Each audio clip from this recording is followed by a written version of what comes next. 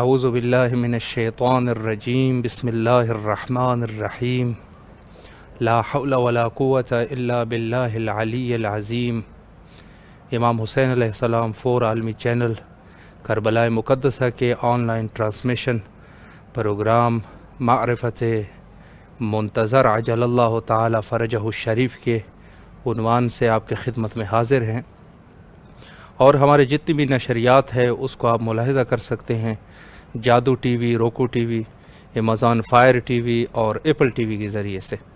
تو ربیع الاول کے دن شروع ہے، اور یہ مقدس مہینہ چونکہ زیادہ تر پاکستان اور ہندوستان میں 12 ربیع الاول سے لے کر 17 ربیع الاول تک جتنی بھی امت مسلمہ ہیں وہ جشن مناتے ہیں اور خوشیاں مناتے ہیں۔ تو بہرحال اس خوشی کے موقع پر چونکہ جو نسبت ہے اس مہینے کا وہ حضرت رسالت مآب صلی اللہ علیہ وآلہ کے ساتھ ہے، اور اس مقدس مہینے میں بہرحال جس طریقے سے جو اہمیت نبوت کو حاصل ہے وہی اہمیت امامت کو بھی حاصل ہے۔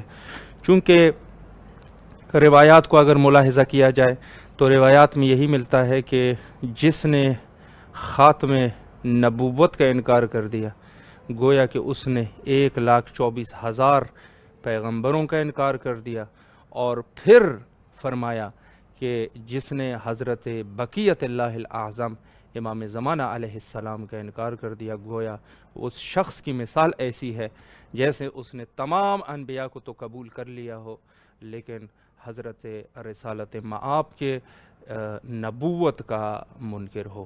تو اہمیت نہایت ہی زیادہ ہے، اور اسی عنوان سے ہمارا پروگرام معرفت منتظر اجل اللہ تعالی فرجہ الشریف، چونکہ اس دور میں جو معرفت کی ضرورت ہے بنی نوع انسان کو، نہایت ہی ایک مہم مسئلہ ہے، اور اس مسئلے میں اس پروگرام کی جو روش ہے وہ یہی ہے کہ خود بھی تھوڑی بہت مقدماتاً گفتگو ہوتی ہے، لیکن بالخصوص ایک عالم کو یہاں دعوت کیا جاتا ہے اور ان سے معرفت کے عنوان سے سوالات کا سلسلہ کرتے ہیں اور ان کے جوابات سے مستفید ہوتے ہیں۔ تو اس باب میں اگر دیکھا جائے تو حدیث ہمارے پاس موجود ہے کہ من انکر قائم من ولدی اثناء غیبت مات میتۃ جاہلیہ، یعنی اگر کسی شخص نے غیبت کے دور میں حضرت مہدی موعود اجل اللہ تعالی فرجہ الشریف کا انکار کر دیا تو اس شخص کی مثال ایسے ہیں کہ وہ جہالت کے موت مرا، اور یقیناً جو آدمی جاہل ہوتا ہے تو وہ مستحق عذاب ہے۔ تو یہیں سے ہی آپ اندازہ لگا سکتے ہیں، اور پھر دوسرے اس میں اگر آیا جائے تو مزید بہت سارے روایات کا ایک سلسلہ اس باب میں موجود ہے کہ اس دور میں جو وظیفہ ہے مومنین کا بالخصوص انتظار کے عنوان سے، اس کے بارے میں بھی کافی سارے احادیث ہے کہ اگر کسی نے اس دور میں حضرت امام زمانہ علیہ السلام کے انتظار میں رہا اور اس حالت میں وہ فوت ہو گیا، اس دنیا سے رحلت کر گیا، تو اس شخص کی مثال ایسے ہیں کہ خود وہ گویا کہ امام زمانہ علیہ السلام کے خیمے میں بیٹھے ہیں اور ان کے ساتھ ہیں۔ یعنی یقیناً عقیدہ بھی ہے ہم لوگوں کا، شیعہ مذہب کا عقیدہ بھی ہے کہ حضرت بقیت اللہ الاعظم کے جو بھی ان کے انتظار میں اگر دنیا سے چلا جائے تو اس شخص کو روز ظہور پکارا جائے گا اور وہ ایک دفعہ پھر زندہ ہو کے امام کی نصرت کے لیے حاضر ہوگا۔ تو یہ سب بہرحال ایک چیز ہے، ایک قسم کے مطالب ہے جس کے اوپر غور و فکر کی ضرورت ہے، اور نہایت ہی دقت کا مسئلہ ہے کہ ہم معرفت کو کوئی خدا نخواستہ کوئی کم اور کوئی کم معنوں میں اس کو نہ لیں. زندگی گزرنے والی چیز ہے اور یقیناً ایک دن انسان اس دنیا سے، دنیا فانی سے ہر انسان نے رخصت ہونا ہے. اور اس میں جو ہے وہ ظاہر ہے کہ امام کی معرفت کے عنوان سے نہایت ہی انسان کو دقیق ہونا چاہیے تاکہ اصل مقصد تک انسان پہنچ سکے. تو اس کے علاوہ مزید بہت ساری چیزیں جو کہ بالخصوص امام زمانہ علیہ السلام چونکہ اس دور میں بظاہر جو ہے عام انسانوں کے دسترس وہاں تک حاصل نہیں ہے کہ ان سے ملاقات کی جائے اور ان کے ساتھ جو ہے وہ اپنے سوالات ان سے امام کی خدمت میں پیش کر سکیں. تو یہ چیزیں آج کل کے دور میں ممکن نہیں. جیسا کہ ہم آپ کی خدمت میں عرضی کر چکے ہیں کہ اس پروگرام کی جو روش ہے وہ یہ ہے کہ ایک عالم کو بھی یہاں پر ہم دعوت کرتے ہیں. تو آج کے ہمارے جو عالم ہیں دوبارہ تشریف لائے ہیں ملتان سے، حضرت علامہ غلام مصطفیٰ انصاری حفظ اللہ تعالی. وہ ہمارے پاس انشاءاللہ ہمارے ساتھ موجود ہیں اور ان سے انشاءاللہ استفادہ کرتے ہیں، مزید اس سلسلے کو بڑھاتے ہیں. السلام علیکم ورحمۃ اللہ. السلام علیکم ورحمۃ اللہ. علامہ صاحب آپ ہماری آواز سن رہے ہیں؟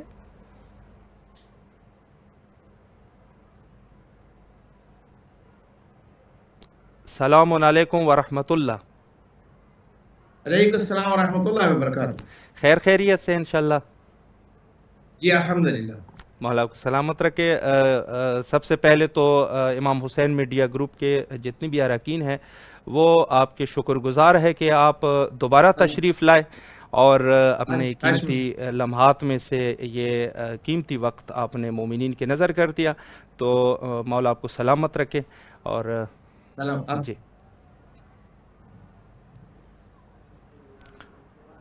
جی قبلہ. تو ابھی ہم گفتگو کر رہے تھے کہ ایک جو اس دور میں غیبت کے دور میں جو سلسلہ ہے مومنین کا، چونکہ باقی ادوار میں کچھ ایسا ہوتا تھا کہ بے شک مختلف مناطق سے مومنین جاتے تھے امام کی خدمت میں اور امام کی زیارت سے مشرف ہوتے تھے. تو قبلہ ہمارا سب سے پہلا سوال آپ سے یہ ہے کہ امام زمانہ علیہ السلام سے ملاقات کا امکان کیوں نہیں ہے اور اس کے لیے کیا اور اس کی وجوہات کیا ہے؟ شکرا. اعوذ باللہ من الشیطان اللعین الرجیم. بسم اللہ الرحمن الرحیم. الحمدللہ رب العالمین. الصلاة والسلام علی رسولہ الکریم ابی القاسم محمد. الصلاة والسلام علی اہل بیتہ الطیبین الطاہرین المعصومین. اما بعد. بسم اللہ الرحمن الرحیم. اللہم عرفنی نفسک فإنک ان لم تعرفنی نفسک لم عارف نبیک. اللہم عرفنی نبیک فإنك إن لم تعرفني نبيك لم أعرف حجتك. اللهم عرفني حجتك فإنك إن لم تعرفني حجتك ضللت عن ديني. صدق اللہ العلی العظیم. ہم نے گزشتہ پروگرام میں بھی اس بات کی طرف اشارہ کیا تھا اور مزید اس بات کی طرف وضاحت سرکار امام زمانہ عجل اللہ تعالی فرجہ شریف کے وہ جو 2 خطوط ہیں جو آپ علیہ السلام نے شیخ مفید علیہ الرحمہ کی خدمت میں بھیجے تھے. اگر ان خطوط کا مطالعہ کیا جائے تو امام علیہ السلام نے اپنی ملاقات کے نہ ہونے کے اسباب اس میں وضاحت سے بیان فرمائے ہیں. جی بدقسمتی یہ ہے کہ ہمارے ہاں جو سلسلہ ہے ذات گرامی حضرت حجت العصر عجل اللہ تعالی فرجہ شریف اس سلسلے میں کام نہیں ہوا. نہ مدارس نے کام کیا ہے، نہ ممبر نے کام کیا ہے، نہ خطبہ نے کام کیا ہے، نہ واعظین نے کیا ہے، نہ ذاکرین نے کیا ہے. یہ ایک بدقسمتی ہے. حالانکہ ہم جس امام کی رعیت ہیں جس کے بارے میں حکم یہ ہے کہ الذی ببقائہ بقیت الدنیا وبیمنہ رزق الورا، کہ جس کی وجہ سے دنیا قائم ہے اور جس کا صدقہ ہم کھا رہے ہیں، جس کی وجہ سے ہماری سانسیں آ جا رہی ہیں. بے شک ہمیں اس ذات کے حق کو نہیں پہچانا گیا. بدقسمتی یہ ہے. امام زمانہ عجل اللہ تعالیٰ فرجہ شریف کا ایک شکوہ ہے اور شکوہ وہی کیا جاتا ہے جہاں کچھ تعلق ہو. جہاں کوئی ربط و تعلق نہ ہو وہاں شکوے شکایت نہیں ہوتی. شکوے ہمیشہ اپنوں سے کیے جاتے ہیں. بالکل. اور یہ ان ذات گرامی کا بہت بڑا احسان ہے کہ انہوں نے ہم جیسے نااہل اور نالائق لوگوں کو بھی اپنوں میں شمار فرمایا ہے. یہ ان کا لطف ہے. معصوم کا فرمان ہے جو احتجاج تبرسی میں امام علیہ السلام کا یہ شکوہ فرماتے لو ان اشیاءنا وفقهم اللہ لطاعته على اجتماع من القلوب في الوفاء بالعہد علیہم لما تاخر عنہم الجمن بلقائنا. معصوم فرماتے ہیں کہ کاش کہ ہمارے شیعہ وہ جو انہوں نے میثاق میں وعدہ کیا تھا جی اگر اس وعدے کی پاسداری کرتے، اس وعدے کو نبھاتے اور اسے وفا کرتے تو کوئی ممکن ہی نہیں تھا کہ ہم ان سے یا وہ ہماری زیارت سے محروم رہ جاتے. بے شک. کیوں؟ انہیں جس قدر ہماری معرفت زیادہ ہوتی ہے ہم اس قدر ان کے قریب ہوتے. آپ یاد کریں وہ وقت کہ جب ہارون عباسی کے زمانے میں کسی صاحب نے اپنے گھر میں انار کا پودا لگایا اور جب وہ پھل لگنے کے قابل ہوا تو اس نے لکڑی کے کچھ سانچے تیار کیے کچھ ناموں کے اور اس کے پھلوں پہ وہ سانچے اس نے چڑھا دیے. جو جی وہ بڑھتا گیا اس پر کچھ نام اس نے کندہ کرائے تھے، اس نام اس پر لکھے جاتے ہیں. اور جب وہ تیار ہو گیا تو وہ دربار میں لے کے آ گئے. جی دیکھو جی سبحان اللہ کتنے عظیم نام ہیں اور کتنے عزت والے نام ہیں کہ اناروں جو کہ جنت کا پھل ہے اس پر یہ نام لکھے ہوئے. ہمارے مکتب تشریح و مکتب اہل بیت علیہ السلام کا جو نمائندہ وہاں موجود تھا اس نے 2 دن کی مہلت مانگی جواب کے لیے. جب 2 دن کے بعد استغاثہ امام کرتے رہے 2 دن، دوسرے دن امام علیہ السلام کی طرف سے رہنمائی ملی تو اس نے شکوہ کیا کہ مولا میں 2 دن سے آپ کو بلا رہا تھا. تو آپ علیہ السلام نے فرمایا یہ تو تیرا عقیدہ کمزور تھا کہ تو نے 2 دن کی مہلت مانگی. اگر تو دربار میں بھی جواب دینے کا ارادہ کرتا تو ہم دربار میں بھی جواب تیری زبان پہ رکھتے. بدقسمتی یہ ہے کہ ہمارا اپنا جو ایمان و عقیدہ وہ انتہائی، میں لفظ کمزور بھی چھوٹا سمجھتا ہوں. جی جی. سرے سے عقیدہ اور اس بات میں معاملے معرفت ہے ہی نہیں، چونکہ بتایا نہیں گیا، آگاہ نہیں کیا گیا. حالانکہ اس وقت کے امام کا یہ حق ہے کہ ہم ایک ایک سانس انہی کے نام پہ گزاریں، ایک ایک لمحہ انہی کی ذات مقدس پہ گزارا جائے اور ان کی رعیت کو ان سے آگاہ کیا جائے، ان سے آگاہی دی جائے، ان کو واقف کیا جائے. لیکن اس طرف کام نہیں. میں سمجھتا ہوں کہ آپ کے اس چینل نے ایک بہت بڑا مکتب تشیع پر احسان کیا ہے کہ آپ مسلسل اس ذات مقدس ذات گرامی کے بارے میں جو سلسلہ گفتگو کیا ہے. میں تو ایک چھوٹا سا طالب علم ہوں، الحمدللہ بہت بڑے بڑے علماء آپ کے اس پروگرام میں تشریف لا رہے ہیں اور وہ اپنے علمی جواہر سے جو ہے نا اپنی قوم کو مستفیض فرما رہے ہیں. تو امام علیہ السلام اس میں فرما رہے ہیں کہ اصل تم نے وہ میثاق بھول گئے ہو، اگر اس پہ عمل کیا ہوتا تو ہم آپ تمہاری آنکھوں سے دور نہیں لیتے. اور اگلے دوسرے خط میں امام نے جو پہلے خط میں فرمایا تھا فَإِنَّا نُحِيطُ عِلْمًا بِأَنبَائِكُمْ وَلَا يَعْزُبُ عَنَّا شَيْءٌ مِّنْ أَخْبَارِكُمْ. معصوم فرماتے ہیں کہ ہم تمہارے ایک لہجے سے واقف ہیں. بے شک کوئی بات ایسی تمہاری نہیں ہے جو ہم سے پوشیدہ ہو، جو ہم سے چھپی ہوئی ہو، جو ہم سے دور ہو. لیکن ہم تمہاری مشکلات سے بھی آ گئے ہیں جن کا تمہیں سامنا ہے. تم کن کن مسائل سے گزر رہے ہو، کن کن مشکلات سے گزر گئے، ہم سب کو دیکھ رہے ہیں. لیکن بدقسمتی یہ ہے تمہاری کہ تم اپنے صالحین کے رویوں سے ہٹ گئے ہو. جو تمہارے سلف صالحین نے تمہیں دستور دیا تھا، میں یہ سمجھتا ہوں کہ اگر ہم علم عام ہے لیکن تربیت ختم ہو گئی. پہلے بچے کی تربیت ماں باپ کرتے ہیں اور اس لیے کسی نے کیا خوب کہا ہے کہ زندہ قومیں فس شناس ماؤں کی گود میں پلتی ہیں. اور جب میں اپنے گود میں بٹھا کر بچے کو یہ سبق سکھاتی تھی پھر ہر جائے نماز اور ہر مصلی پہ دعاؤں کی کتابیں ہوتی تھی. ہر نماز کے بعد عدیہ معصورہ پڑھی جاتی تھی. امام کی دعا کیسے ہے، امام کا ذکر کرنے کے لیے کیا ہے، ان کو بلانے کے لیے کیا ہے، ان کے استغاثے کے لیے کیا ہے، ان کے استخارے کے لیے کیا ہے، ان کے صدقے کے لیے کیا ہے، یہ ساری چیزوں سے ہمارے لوگ واقف تھے. اب بدقسمتی یہ ہے کہ بہت عرصہ مدارس میں گزارنے والے افراد بھی ان اہم باتوں سے ناواقف و نابلد ہیں.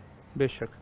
اور اس کے بارے میں ایک بہت بڑا واقعہ جو اسی خطوط کے حوالے سے لکھا گیا کہ ایک بہت بڑا عابد تھا جو امام علیہ السلام کی زیارت کے لیے امام علیہ السلام کی چاہت میں عبادت گزاری کرتا رہا. اتنا کرتا رہا کہ بدن تھک گیا، آزاد تھک گئے، حتیٰ کہ روح بھی سخت شکستہ ہو گئی. تھک و ہار کے اور اس نے محسوس کیا کہ اب شاید میری کوئی دعا قبول نہیں ہونے والی. یہ مسجد کوفہ میں یہ عمل کرتا تھا. اللہ اکبر. جب اس سے تھک گیا تو پھر اچانک کہیں سے آواز آئی کہ تم اپنی ریاضت دوبارہ شروع کر دو، اپنا سفر رخت سفر دوبارہ باندھ لو، یعنی دوبارہ عبادت شروع کر دو.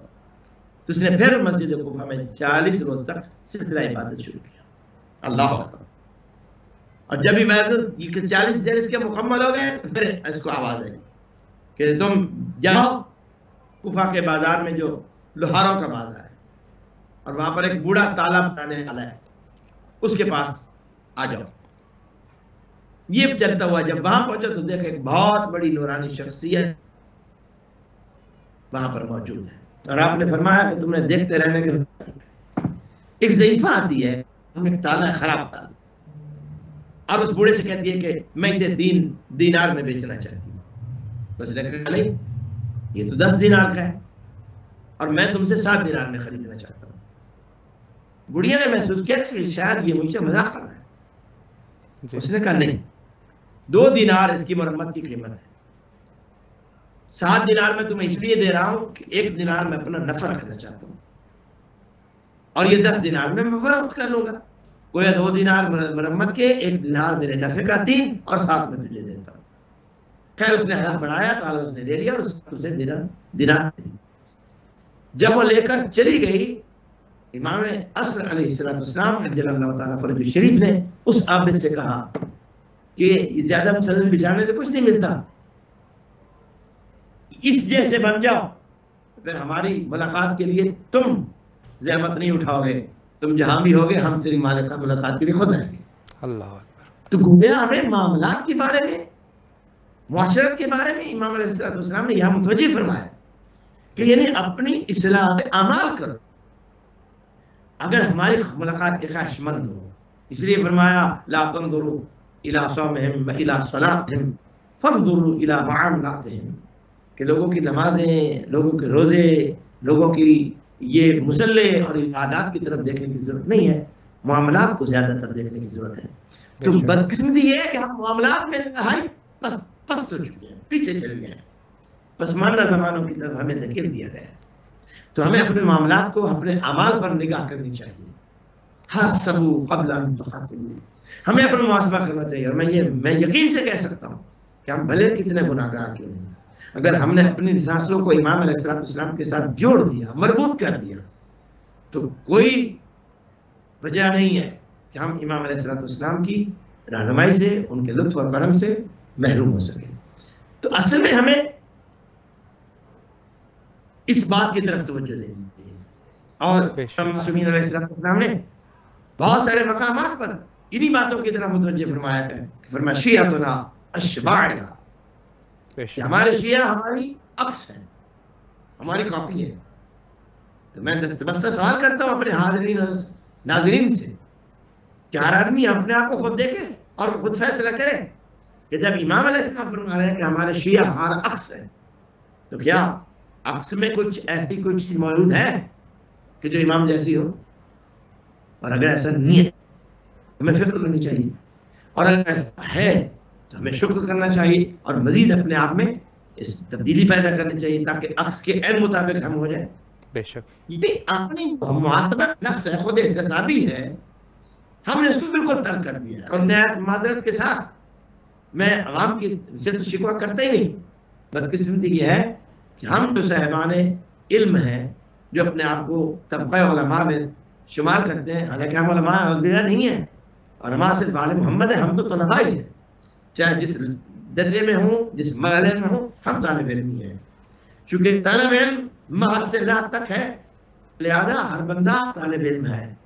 اور صرف لفظ علماء آل محمد علیہ السلام کی بات مقدسات کی زبا اور شایع ہے. اب ہمیں ان احادیث مقدس کو محسوس کرنا چاہیے، ان کو پڑھنا چاہیے، ان کی طرف رغبت اختیار کرنا چاہیے کہ جن میں انہوں نے اپنے شیعیان کے لیے جو علائم اور نشانیاں پیش کی ہیں، اگر وہ ہمیں نہیں ہوگی تو ہم امامت سے دور جا رہے ہیں اور ہماری زندگی کا کوئی فائدہ ہی نہیں ہے. اس لیے ہمیں آل محمد کا شیعہ بننے کے لیے ان کے فرامین کی مکمل طور پر اتباع کرنے کی ضرورت ہے. بے شک. چونکہ ربیع الاول بھی ہے اور اسی حوالے سے ایک حدیث بھی ہے، آیت قرآن بھی ہے. بسم اللہ الرحمن الرحیم. قل ان کان للرحمن ولد فانا اول العابدین. حبیبی اپنی امت سے کہہ دیجئے کہ اگر اللہ کے ہاں کوئی بیٹا ہوگا تو اول العابدین میں محمد ہوں. اور یہ لطف و کرم ہے ذات واجب کا کہ اس قسم کے اس طبقے کے عبادت کے ساتھ جو اعلیٰ درجات ہیں وہ سارے کے سارے مکتب تشیع مکتب اہل بیت علیہ السلام میں موجود ہیں. اول العابدین اللہ سید الانبیاء صلی اللہ علیہ وسلم. افضل العابدین امیر المؤمنین علی علیہ السلام اور زین العابدین حضرت امام سجاد علیہ السلام. گویا کہ یہ تینوں عہدے تینوں مناصب عبادت کے ہمارے مکتب میں موجود ہیں. اور کتنی بڑی دکھ کی بات ہوگی کہ جس مکتب میں جس مسلک میں جس مذہب میں اول العابدین بھی ہو افضل العابدین بھی ہو زین العابدین بھی ہو وہاں اگر عبادت کا تصور ہی کم ہو تو یہ بات قابل افسوس ہے، یہ قابل تعریف ہے. تو ہمیں اس عبادت کے جو مناسب ہیں ان تک پہنچنا چاہیے. اور شیعہ کی حقیقت ہی یہی ہے، شیعہ کا تعارف ہی یہی ہے. اس لیے معصوم علیہ السلام نے اس بات کی طرف اشارہ فرمایا کہ ہمارے شیعہ ہمارا عکس ہے، ان سے ہماری خوشبو آتی ہے. اور اس لیے یہ بھی نہیں کہا قرآن پاک کو اگر مطالعہ یا ایھا الذین آمنوا اتقوا اللہ حق تقاتہ، اے ایمان والو خدا سے ڈرو جو ڈرنے کا حق ہے. بے شک میں یہ محسوس کرتا ہوں کہ جب یہ آیت کو پڑھا جاتا ہے تو بہت سے لوگ کہتے ہیں یہ ہمیں کیا پتا کیا ڈر خدا کے ڈرنے کا حق ہے. تو اللہ پاک نے اس عذر کا بھی جواب اسی قرآن میں سورۃ کافر میں دیا ہے. فاتقوا اللہ ما استطعتم، اللہ سے اتنا خوف کرو نا تمہیں استطاعت ہے. یہ بھی گویا تمہارا خوف خدا تم میں ہونا چاہیے جتنی تمہاری حد ہے، جتنی استطاعت ہے، جتنی طاقت ہے. وہ حق کو ہم نہیں پہنچ سکتے، حق ادا نہیں کر سکتے، لیکن اپنی استطاعت کے مطابق خوف خدا تو قائم کیا جا سکتا ہے. اور اسی خوف خدا میں بھی ہی ہے جو ہمیں آل محمد علیہ السلام کے حقیقی شیعہ کے دائرے میں داخل کر دیتا ہے. کیونکہ آل محمد علیہ السلام کو ماننے والا اصل وہ تہین ہوئی ہے جس خوف خدا. جی جی جی علامہ صاحب، ایک سوال جو نہایت ہی میں مہم سمجھتا ہوں وہ یہ ہے کہ انسان دنیا میں مختلف اشخاص کو خوش کرنے کے لیے اور ان کی رضایت کو حاصل کرنے کے لیے ظاہر ہے کہ وہ مختلف کام انجام دیتا ہے جس سے وہ جو ان کا مقصود ہوتا ہے وہ خوش ہو جائے. تو وہ کون سی صفات ہے جن کی وجہ سے ہم اپنے وقت کے امام کا قرب اور خوشنودی حاصل کر سکتے ہیں؟ یہ بہت اہم سوال ہے، اللہ آپ کو سلامت رکھے. یہاں پہ انتہائی عمدہ سوال ہے. پہلی بات تو یہ ہے کہ امام کا قرب حاصل کرنے کے لیے ہمیں کچھ خاص امور کی طرف توجہ دینے کی ضرورت ہے. جی مثلا اس زمانے میں بہت زیادہ اس بات کی طرف توجہ دیا جا رہا ہے، زور دیا جا رہا ہے کہ علامت ظہور آ گئے، فلاں علامت ظہور ہے، فلاں علامت ظہور ہے، فلاں علامت ظہور ہے. میں یہ سمجھتا ہوں کہ علائم ظہور سے پہلے ہمیں شرائط ظہور کو پورا کرنا ہے. جب تک شرائط ظہور ہم پوری نہیں کریں گے علائم ظہور کو پہچاننے کا کیا فائدہ ہے؟ بے شک. یعنی نشانیاں تو ظاہر ہو چکی ہیں، اب ظہور کے لیے شرائط طے ہیں، وہ کب پوری ہوگی، کون پوری کرے گا؟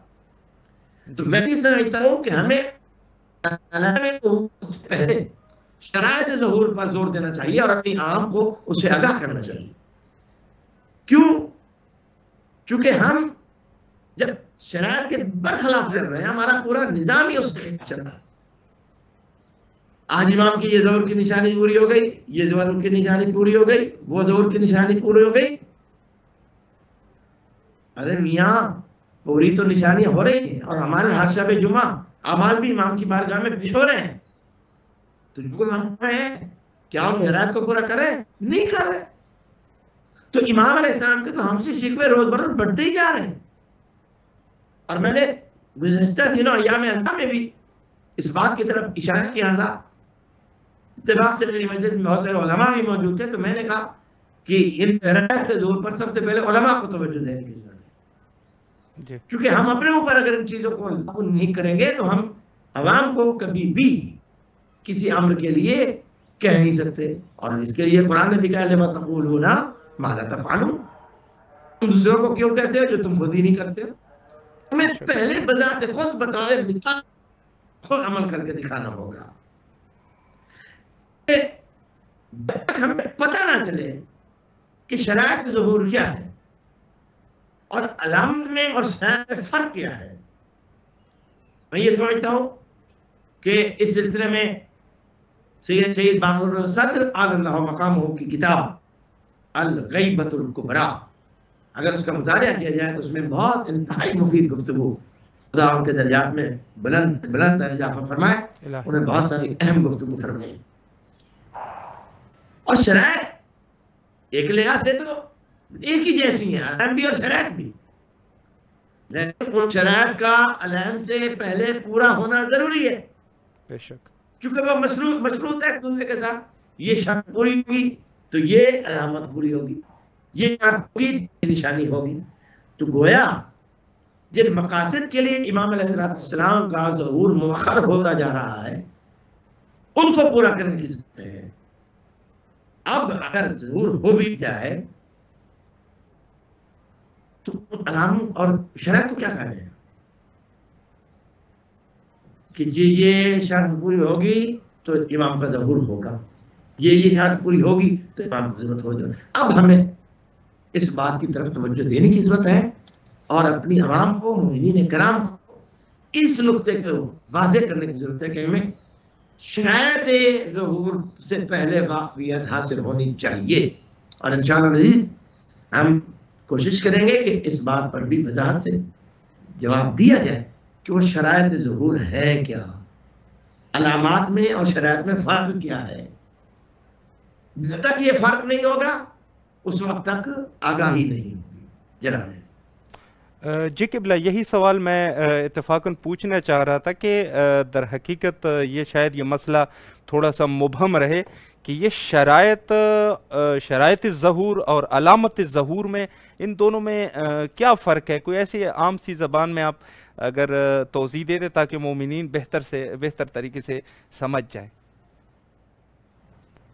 دیکھیں قبلہ، میں عرض کر رہا ہوں اللہ آپ کو سلامت رکھے کہ بنیادی طور پر شرط اور علامت کے درمیان پہلا اور اہم فرق یہ ہے کہ شرط مشروط کو ایجاد کرنے میں مانند دخالت رکھتی ہے.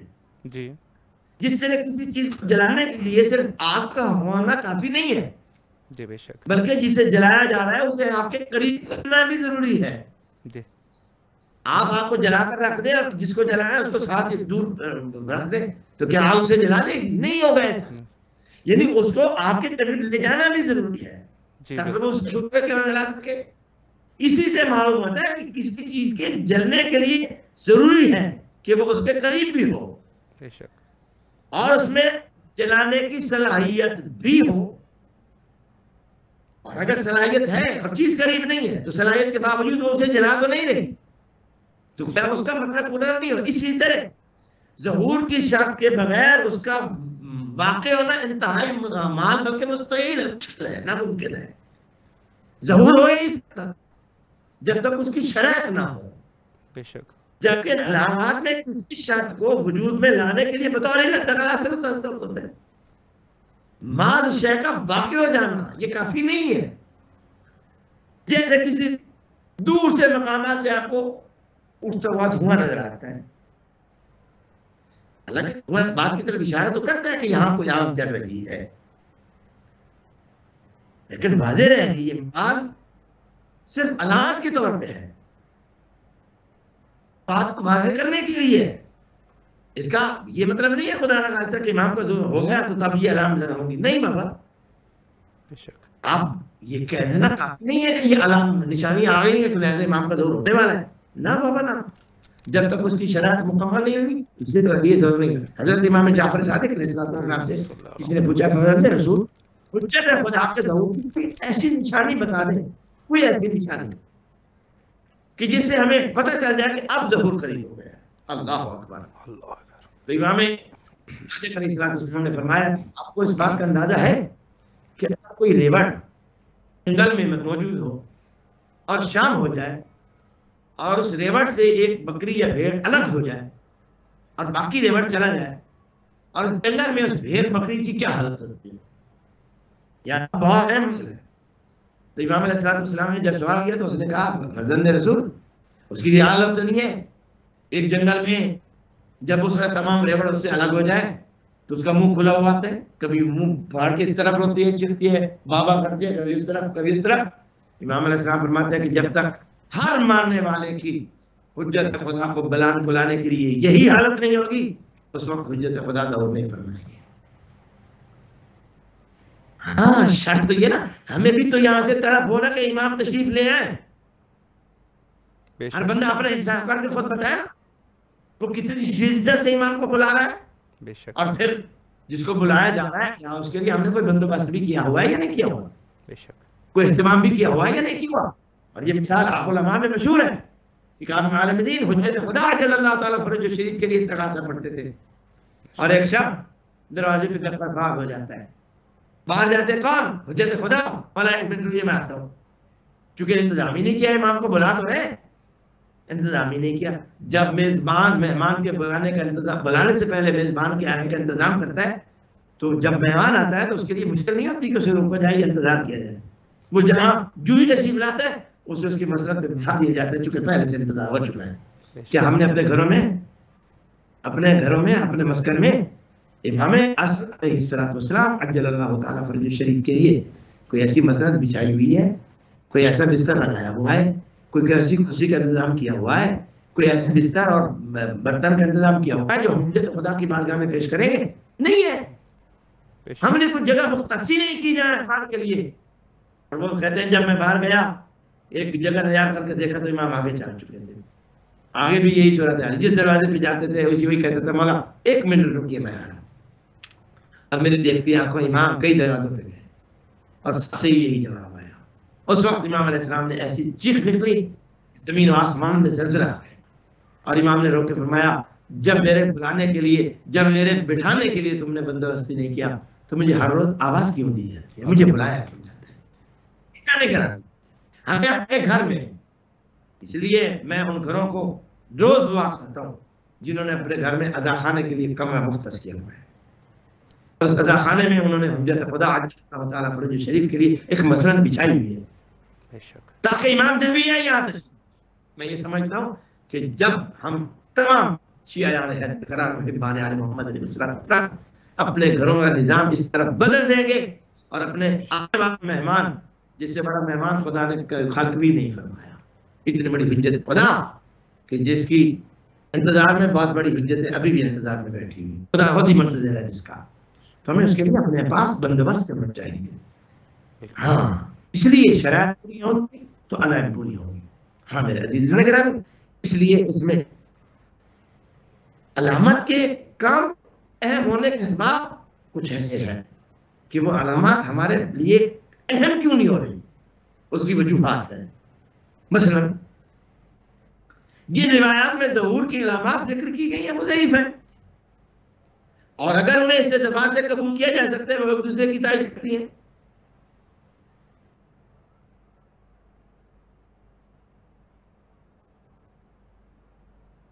جی قبلہ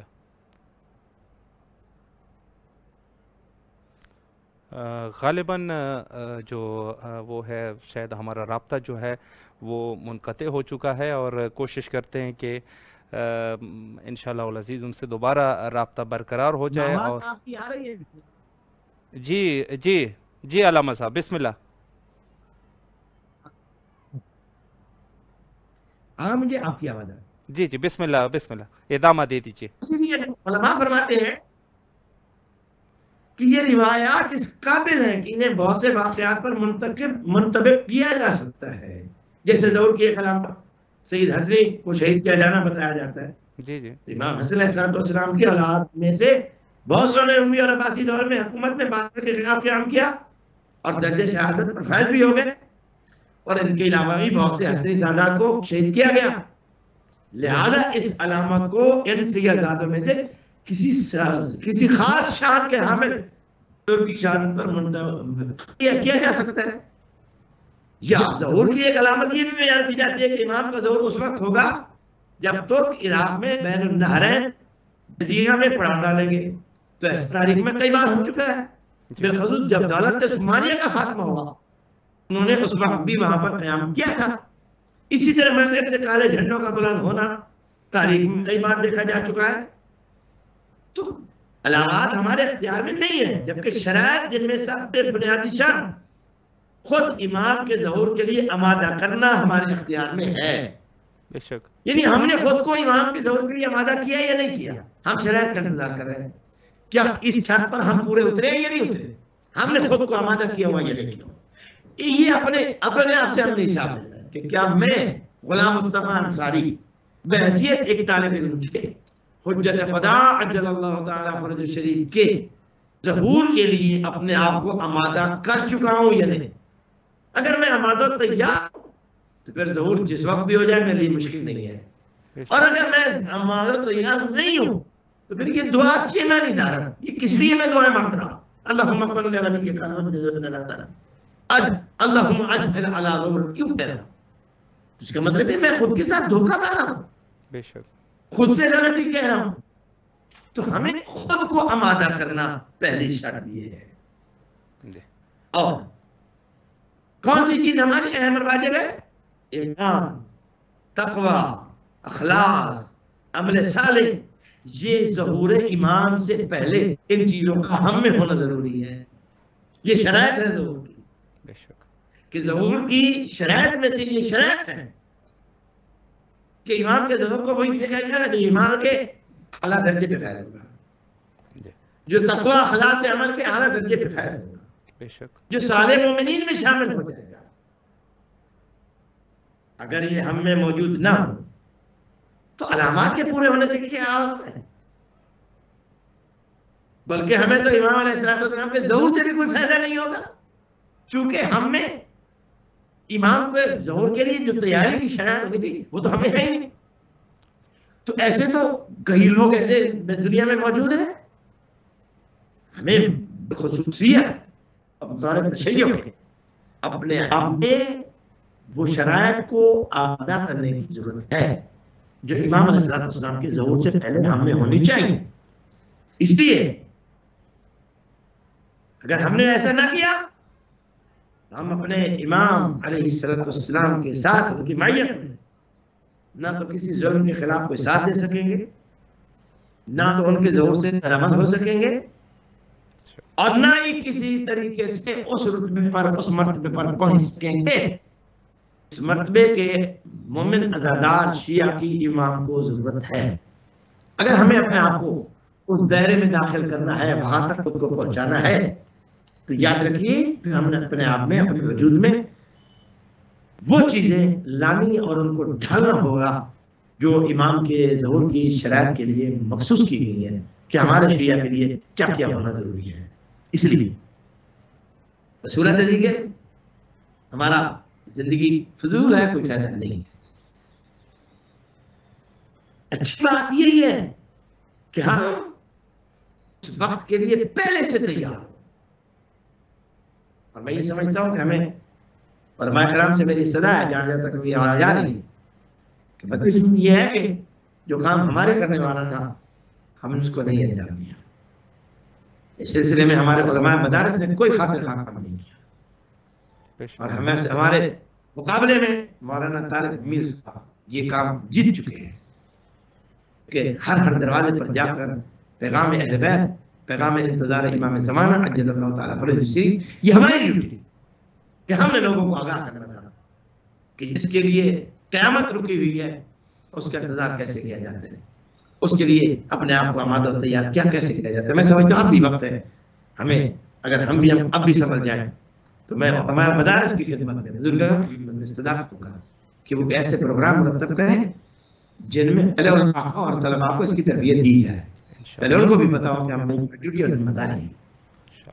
اگر آپ کا ادارہ اس سلسلے میں کوئی کام کرنا چاہے گا تو ہم انشاءاللہ العزیز ہم اپنے استدعا کے لیے بلا مشکل تیار ہیں انشاءاللہ العزیز. خدا آپ کو سلامت رکھے. جی فرمائیں. مولا آپ کو سلامت رکھے. علامہ صاحب ٹائم سوالات تو بہت سارے ہیں اور دل کر رہا ہے کہ سوال پوچھتا جاؤں اور آپ جوابات دیتے رہیں، لیکن چونکہ ٹائم کے دامن میں، وقت کے دامن میں بھی گنجائش نہیں ہے. انشاءاللہ العزیز اگر پھر بھی ہو سکا تو ہم آپ کی خدمت میں رہیں گے. مولا آپ کو سلامت رکھے، بڑی مہربانی آپ کی تشریف آوری کا۔ میں انتہائی شکرگزار ہوں آپ کا، آپ کی انتظامیہ کا، کہ آپ نے جھٹیل کو اس قابل سمجھا اور اس عظیم ترین کام میں مجھے اپنا حصہ لینے کا موقع عطا کیا، اور میں انشاءاللہ آپ سے وعدہ کرتا ہوں کہ آپ جب بھی مجھے حکم کریں گے انشاءاللہ اس تعمیر کے لیے ہمیشہ حاضر ہوں۔ انشاءاللہ مولا سلامت رکھے۔ السلام علیکم ورحمۃ اللہ۔ فی امان اللہ۔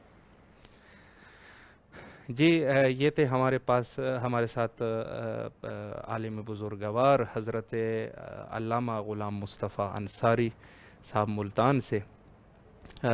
2 دفعہ ان کو زحمت دے چکے ہیں اور اس برنامے میں شرکت فرما چکے ہیں۔ نہایت ہی بہتر طریقے سے، ایک بالکل آسان طریقے سے یعنی جواب دینا، جو کہ بس اوقات سوالات مشکل ہوتے ہیں اور اس کے جوابات جو کہ علماء بہتر جانتے ہیں اور وہ اس طریقے سے ان کے جوابات دے دیتے ہیں کہ بالکل وہ بات آسان سی ہو جاتی ہے۔ تو علامہ صاحب کی خوبیوں میں سے ایک خوبی یہ ہے کہ یہ جب جواب دیتے ہیں تو مسئلہ کافی آسان ہو جاتا ہے، اور الحمدللہ اسی طریقے سے کوشش کریں گے کہ علماء کو آپ کی خدمت میں بلاتے رہیں، اور اس عظیم مشن کو جیسے ابھی علامہ صاحب فرما رہے تھے کہ اس پہ چونکہ کام نہایت ہی کم ہوا ہے، یعنی جس طریقے سے یہ مہم موضوع ہے اس اعتبار سے کام جو ہے وہ اس کے اوپر کافی کم ہو چکا ہے۔ یعنی اگر دیکھا جائے تو الحمدللہ ہمارے پاس جو محرم کے ایام ہوتے ہیں، محرم کے ایام میں فضائل حضرت امیر المومنین علیہ السلام اور باقی ائمہ کے بھی کسی حد تک فضائل، اور اس کے علاوہ جو ہے عزاداری حضرت سید الشہداء علیہ السلام، اس کے اوپر تو الحمدللہ بہت سارا کام ہو چکا ہے، اور مومنین ابھی بھی وہ کر رہے ہیں، کوششیں کر رہے ہیں، اور عزاداری کا سلسلہ، فضائل کا سلسلہ، اور پھر فضائل اور مصائب کو شعر میں پیش کرنا اور مختلف طریقے سے اس کو ترویج کرنا، اس میں الحمدللہ شیعہ قوم کافی آگے ہیں۔ لیکن یہ جو مسئلہ ہے امامت کا مسئلہ ہے، اور اس دور کی جو ضرورت ہے حضرت امام عصر علیہ السلام، تو اس اعتبار سے کام جو ہے وہ نہایت ہی کم ہے۔ کوشش کریں گے کہ انشاءاللہ العزیز اردو زبان جید علماء کو آپ کی خدمت میں دعوت کی جائے، اور ان سے ہر وہ سوال جو ضروری ہے اسے پوچھا جائے۔ تو آپ بزرگان بھی اگر کوئی سوال آپ کے ذہن میں ہیں اور اس کو آپ پوچھنا چاہتے ہیں تو حتماً آپ ہمیں میسج کر سکتے ہیں، تو وہاں انشاءاللہ العزیز آپ کے جو سوالات ہیں وہ علماء کے سامنے رکھے جائیں گے۔ تو یہ ایک اس مشن کو چونکہ بڑھانے کا مقصد ہے، چونکہ مشن کو بڑھانے کا ایک مقصد ہے، تو اس مقصد میں آپ بھی ہمارے ساتھ رہیں اور کوشش کیا کریں کہ اپنے وقت کے امام کے لیے، چونکہ ہر دور کا امام ہوتا ہے اور ہر دور کے امام کے لیے ظاہر ضرورت ہے کہ اس کی خوشنودی کے لیے کام کرنا چاہیے، اس کی رضایت کے لیے کام کرنا چاہیے، چونکہ اس میں کوئی شک نہیں ہے کہ یوم ندعو کل اناس بامامہم، روز قیامت ہر شخص کو اس کے امام کے نام کے ساتھ اٹھا دیا جائے گا۔ اب وہ امام جو جس زمانے کا امام ہوگا اس اعتبار سے اس کو اس کے پیچھے اور اس کے نام کے ساتھ اٹھا دیا جائے گا۔ خدا نہ خواستہ کہ ایسا نہ ہو جائے کہ ہم زندگی تو گزر جائے لیکن امام جو ہے اس کی تشخیص نہ ہو سکے ہمارے نالائکیوں کی وجہ سے۔ تو التجا کرتے ہیں آخر میں وہی دعا جو کہ نہایت ہی ضروری ہے، اور اس دعا کو دن میں ایک دفعہ حتماً کیا کریں۔ اللہم عجل لولیک الفرج۔